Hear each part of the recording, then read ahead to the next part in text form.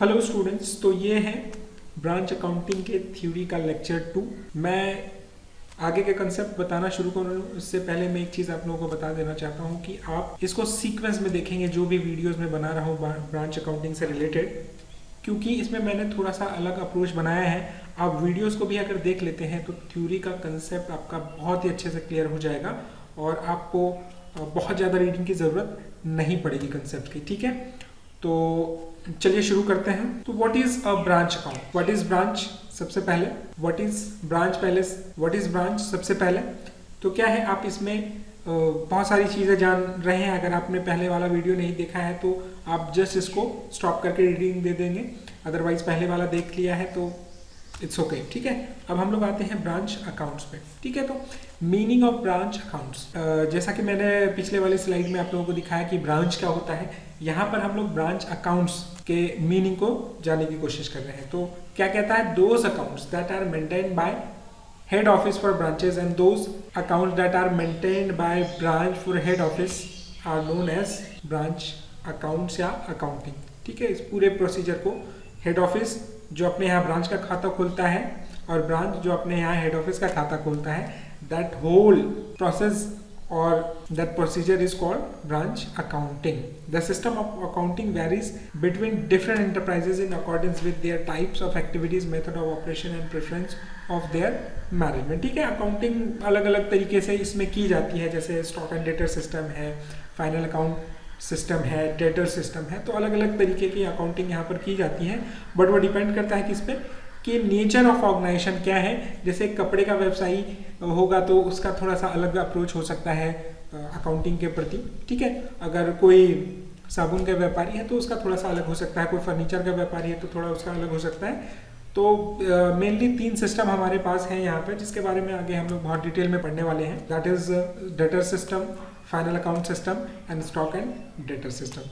ठीक है, तो चलिए अब हम लोग समझ चुके हैं कि व्हाट इज ब्रांच अकाउंट्स और अकाउंटिंग। अब हम लोग आगे बढ़ते हैं और देखते हैं कि इसकी ज़रूरत क्यों होती है। ठीक है, नीड फॉर ब्रांच अकाउंट्स, आखिर क्यों ब्रांच अकाउंट्स बनाए जाते हैं, क्या इनके बनाए बिना काम चल सकता है, या अगर बनाते हैं तो इनसे क्या हम लोगों को फ़ायदे होते हैं और इनकी ज़रूरत क्यों होती है। So to find out profit and loss. ठीक है, हम लोग पहले भी इस बारे में बात कर चुके हैं कि ब्रांच क्या है, एक सेगमेंट है पूरे बिजनेस का। ठीक है, तो बिजनेस क्या चाहेगी कि हर एक सेगमेंट का सेपरेट प्रॉफिट एंड लॉस निकाला जा सके। ठीक है ना, क्योंकि प्रॉफिट एंड लॉस निकालेंगे नहीं तो फिर आपको पता नहीं चलेगा कि वो बिजनेस कैसे चल रहा है, या अच्छा चल रहा है या खराब चल रहा है। ठीक है, नेक्स्ट है incorporation of net effect.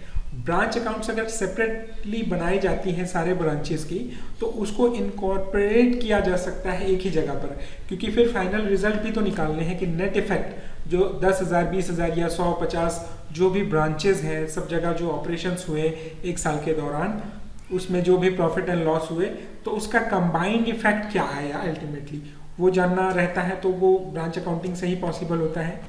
Next, estimate requirement of cash and stock. तो क्या है, ब्रांचेस को कैश और स्टॉक, माल के जो स्टॉक होते हैं उनकी ज़रूरत होती है। तो इसका एस्टिमेशन भी कैसे पता लगता है, वो पता लगता है आपके ब्रांच अकाउंटिंग से, क्योंकि हेड ऑफिस भी अपने पास खोल करके रखी हुई रहती है ब्रांच का अकाउंट्स।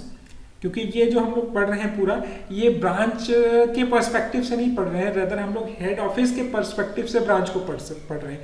ये बात आप लोग पूरे ब्रांच अकाउंटिंग में याद रखिएगा। ठीक है, तो दोनों ही चीज़ें, उनको खुद भी अकाउंटिंग वो करते रहते हैं, ब्रांच को जो करना है अपना करती है, लेकिन हेड ऑफिस भी करते रहती है, तो उसको पता चलता है कि कब कितने स्टॉक की, कब कितने कैश की आवश्यकता ब्रांच को पड़ेगी।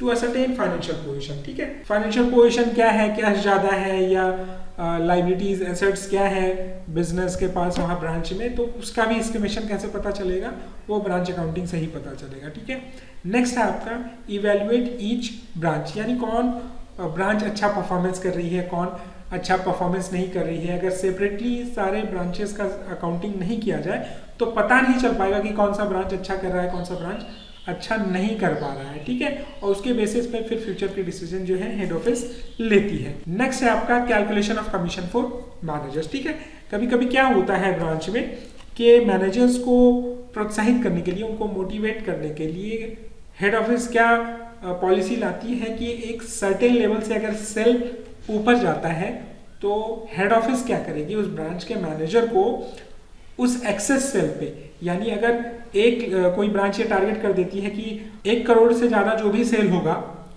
उस पर 1% या 0.5%, बहुत ही माइनर अमाउंट परसेंटेज रहता है, तो वो मैनेजर को दिया जाएगा एज एन इंसेंटिव, क्योंकि वो अच्छा परफॉर्मेंस कर रहा है। तो उसके लिए भी ब्रांच अकाउंटिंग बनाने की जरूरत पड़ती है।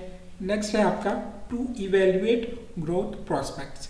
ठीक है, अब कोई ब्रांच अगर बहुत अच्छा कर रही है, उस नया खुला था या कुछ टाइम हो गए हैं उसको, तो क्या है कि उससे पता चलता है कि वहाँ पे ग्रोथ के प्रोस्पेक्ट्स कितने हैं। जैसे किसी शहर में पहले एक ब्रांच खोला गया था, वहाँ का परफॉर्मेंस बहुत अच्छा है, तो हो सकता है उस शहर में एक और ब्रांच खोल दिया जाए। तो लेकिन ये पता कैसे चलेगा, वो पता तब चलेगा जबकि हम ब्रांच अकाउंटिंग करते हैं और उसके फाइनेंशियल पोजीशन को, ट्रांजैक्शंस को देखते हैं, तो हमें ग्रोथ प्रॉस्पेक्ट के बारे में भी पता चलेगा। और हो सकता है कि एक पर्टिकुलर टाउन में या शहर में ही हमारे एक नहीं बल्कि 10-10 ब्रांचेस हों।